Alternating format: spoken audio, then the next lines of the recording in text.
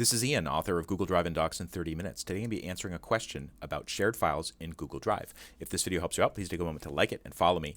And this actually came from a question from a reader of my book. And the reader asked, when someone shares a doc with me, is it automatically in my drive? And the answer is yes, it will automatically appear in the shared with me section of your Google Drive account.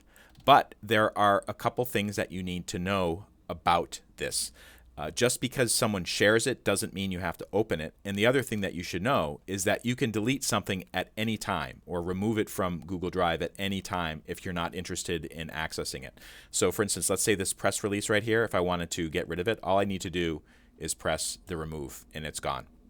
So the other part of this question is that you may be wondering about, well, if someone shares a big file or a big folder with me in Google Drive, will that take up all my storage space? And you can see that's a consideration for me personally because I have 13 gigabytes of 15 gigabytes used.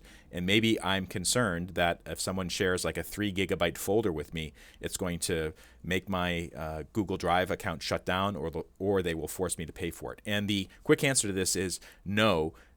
Files that are shared with you by another person will not count towards your total storage account. So let's say that Chloe shared a big folder with me or a gigantic video file with me. It would not count towards this total right here. So I hope that helps out. Sharing is kind of a complicated topic in Google Drive and Google Docs. I talk about it a little bit in the book that I wrote, Google Drive and Docs in 30 Minutes.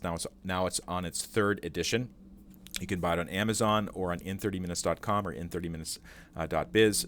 But it's actually a very useful tool for collaborating, no matter where the other person may be located.